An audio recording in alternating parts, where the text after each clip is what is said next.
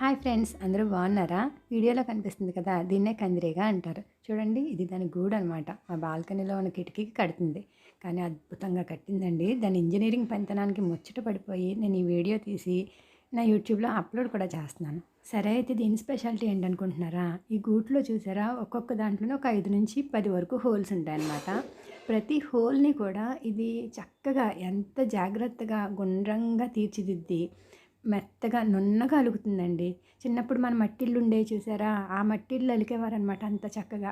అంత జాగ్రత్తగా అలుకుతుంది. చూడండి, ఇప్పుడు లోపల కూడా అలుకుతుంది నున్నగా. ఇది ఇలాగ శుభ్రంగా నున్నగా అలికేసిన తర్వాత ఇందులో గుడ్లు పెట్టుద్ది అనమాట. గుడ్లు పెట్టిన తర్వాత ఒక పచ్చ పురుగుని పెట్టుద్ది. ఆ పురుగుని పెట్టేసి మళ్ళీ మట్టి తెచ్చి మళ్ళీ ఆ కుండని ఇంకా క్లోజ్ చేసేస్తుంది అనమాట. ఆ హోల్ని పూర్తిగా క్లోజ్ చేసేస్తుంది. ఇదిగో చూడండి, ఇప్పుడు ఇది ఎగిరిపోయిన తర్వాత పురుగు చూపిస్తాను. లోపల పచ్చగా కనిపిస్తుంది కదా, అదే పురుగు అనమాట. కొన్ని రోజులకి దీని గుడ్లలోంచి పిల్లలు వస్తాయి కదా, ఆ పిల్లలేమో ఈ పురుగుని తిని పెరుగుతాయంట. చూడండి, మళ్ళీ అన్నీ ఒకసారి ఎలా చెక్ చేసుకుంటుందో, అన్ని హోల్స్ సరిగ్గా క్లోజ్ చేసానా లేదా అని చెప్పి. చూడండి, ఆ పురుగుని తెచ్చి ఆ హోల్లో పెట్టడం కూడా నేను షూట్ చేశాను. మన చిటికిన వేలంత పొడుగు ఉంటుందండి ఆ పురుగు. దాన్ని 2 కింద మడత పెట్టేసి ఆ హోల్లోకి ఎంత జాగ్రత్తగా దూర్చేస్తుందో చూడండి.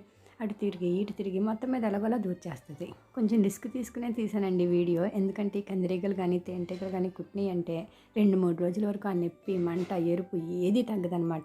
ఎర్రగానే నిప్పుతో కాల్చి పెడితే ఎంత మంట వస్తుంది, అంత మంట వస్తుంది.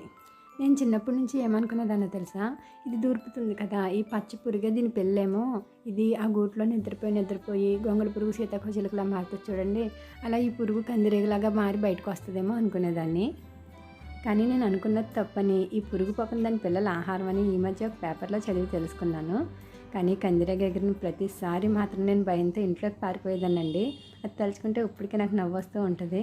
ఎనివే, మొత్తం మీద కందిరీగ కష్టపడి ఈ పురుగు నా హోల్లోకి అయితే దూర్చేసింది. ఇదిగోండి, పాపం మా పురుగు బిక్కుమంటూ అందులో చూస్తుంది. వీడియో నచ్చితే తప్పకుండా లైక్ చేయండి, సబ్స్క్రైబ్ చేసుకోండి. Thank you, bye bye.